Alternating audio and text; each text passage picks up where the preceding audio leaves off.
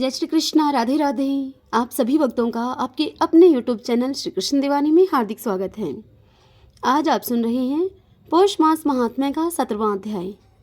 पिछले अध्याय की कथा में आप सभी ने सुना था धर्मात्मा राजा दृढ़धनवा के पूर्व जन्म का वृतांत, जिसमें हमने सुना था कि राजा दृढ़धनवा अपने पूर्व जन्म में सुदेव नाम के एक ब्राह्मण थे। जब सुदेव को भगवान प्राप्ति के कारण एक पुत्र की उत्पत्ति हुई, तब वहां उनके घर में वाल्मीकि ऋषि आए और उस ऋषि ने सुदेव ब्राह्मण के पुत्र उस पुत्र के गुणों का वर्णन करते हुए कहा कि यह महाभागी है, किंतु इसमें एक ही दोष है कि यह 12वें वर्ष में मृत्यु को प्राप्त होगा। यह सुनकर सुदेव ब्राह्मण अब पृथ्वी पर गिर पड़ा और दुखी होकर रोने लगा। तब उसकी स्त्री गुणवती उसे समझाने लगी, होने वाली वस्तु से भय नहीं करना चाहिए। स्वामी, आप उठिए और शरणागत जीवों के रक्षक, उन निर्वाण पद को देने वाले उन भगवान श्री हरि को भजिए। अपनी पत्नी गुणवती के ऐसे सतोगुणी वचनों को सुनकर अब उस ब्राह्मण सुदेव ने अपने हृदय में श्री हरि के चरण कमलों को धारण कर लिया और अपने पुत्र से उत्पन्न होने वाले दुख को तत्काल ही त्याग दिया। अब आज हम इससे आगे की कथा का श्रवण करेंगे, तो आइए सर्वप्रथम भगवान का स्मरण करते हुए आप सभी मेरे साथ बोलिए, ओम सूर्याय नमो नमः, ओम नमो नारायण, ओम नमो नारायण। एक दिन उनका पुत्र शुकदेव अपने मित्रों के सहित बावड़ी में स्नान करने के लिए गया और अपने मित्रों के सहित जल में प्रवेश करके वह नहाने लग गया। तदंतर वह जल में डूबकर मर गया। तब उसको जल से बाहर न आते देखकर उसके साथी हाहाकार करके वहां से भागे और उन बालकों ने गौतमी अर्थात उस बालक की माता को जाकर सारा वृतांत सुना दिया। उन बालकों की यह अप्रिय वाणी सुनकर अब वह गौतमी उस बालक की माता पृथ्वी पर गिर पड़ी। इतने में सुदेव भी वन से आ गया और अपने पुत्र का मरण उन बालकों से सुनकर वह भी कटे हुए वृक्ष की भांति पृथ्वी पर गिर पड़ा। फिर दोनों स्त्री पुरुष उठकर बावड़ी पर गए, जहां पर कि वह बालक नहाने के लिए गया था। वहां बावड़ी पर अपने मरे हुए पुत्र को आलिंगन करके उसके शरीर को गोदी में लेकर सुदेव ब्राह्मण अब बारंबार पुत्र के मुख को चूमने लगा और गोदी में पड़े हुए मृत पुत्र को देखकर वह रोने लगा और विलाप करते हुए कहने लगा कि हे पुत्र, कुछ मेरे विषय में सोचकर मेरे मन को हरने वाली मनोहर वाणी तुम कहो और मेरे मन को तुम आनंद दो। तुम अपने वृद्ध माता पिता को छोड़कर जाने के योग्य नहीं हो। हे वत्स, तुम्हारे श्रेष्ठ मित्र वेद पढ़ने के लिए तुम्हें बुला रहे हैं, तुम्हारा उपाध्याय पढ़ने के लिए तुम्हें बुला रहा है। तुम इस समय भला कैसे सो रहे हो? मैं तुम्हारे बिना नहीं जीऊंगा, ना ही मैं घर जाऊंगा।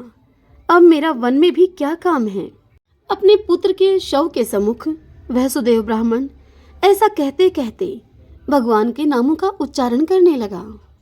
हरि ओम तत्सत, ओम सूर्याय नमः, ओम नमो नारायण, ओम नमो नारायण। भगतजनों, आज के अध्याय की कथा यहीं पर पूर्ण हुई। इससे आगे की कथा हम कल अगले अध्याय में सुनेंगे। आइए अब हम श्रीमद् भगवत गीता के 12वें अध्याय के ज्ञानों उपदेश का श्रवण करें।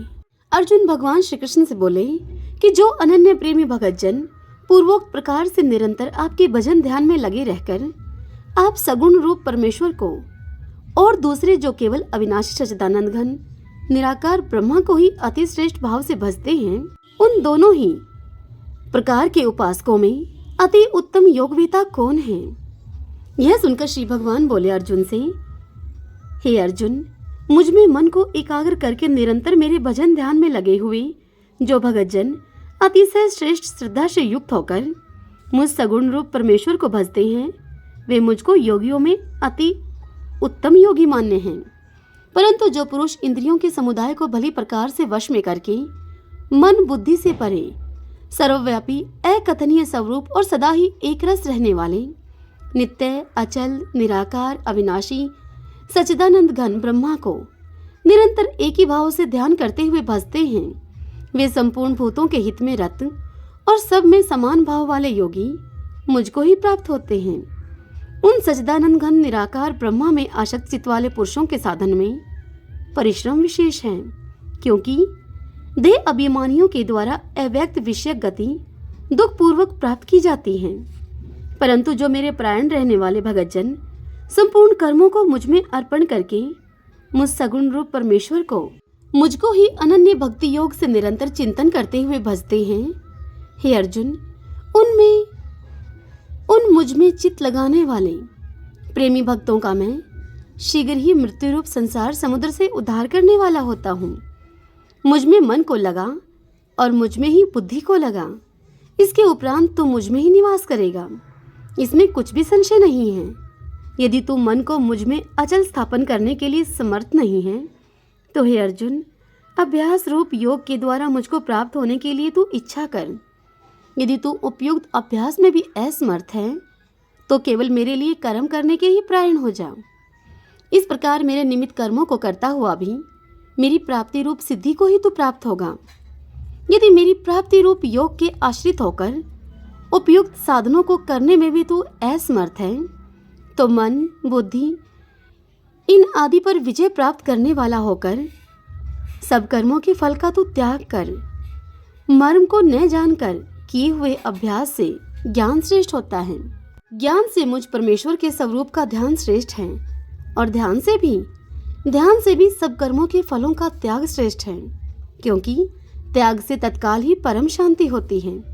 जो पुरुष सब भूतों में द्वेष भाव से रहित, स्वार्थ रहित, सबका प्रेमी और हेतु रहित दयालु है तथा ममता से रहित, अहंकार से रहित, सुख दुखों की प्राप्ति में सम और क्षमावान है, अर्थात अपराध करने वालों को भी अभय देने वाला है, तथा जो योगी निरंतर संतुष्ट हैं, मन इंद्रियों के सहित शरीर को वश में किए हुए हैं और मुझ में दृढ़ निश्चय वाला है, वह मुझ में अर्पण किए हुए मन बुद्धि वाला मेरा भक्त मुझको प्रिय है, जिससे कोई भी जीव उद्वेग को प्राप्त नहीं होता और जो स्वयं भी किसी जीव से उद्वेग को प्राप्त नहीं होता, तथा जो हर्ष, अमर्ष, भय और उद्वेग आदि से रहित है, वह भक्त मुझको प्रिय है।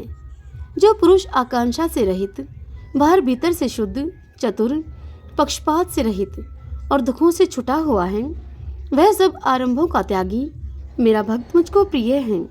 जो न कभी हर्षित होता है, न द्वेष करता है, न शोक करता है, न कामना करता है, तथा जो शुभ और अशुभ संपूर्ण कर्मों का त्यागी है, वह भक्ति युक्त पुरुष मुझको प्रिय है। किंतु जो श्रद्धा युक्त पुरुष मेरे परायण होकर इस ऊपर कहे हुए धर्ममय अमृत को निष्काम प्रेम भाव से सेवन करते हैं, वे भक्त मुझको अतिशय प्रिय हैं। ओम श्री परमात्मने नमः। भक्तजनों, आज की यह कथा आप सबको कैसी लगी?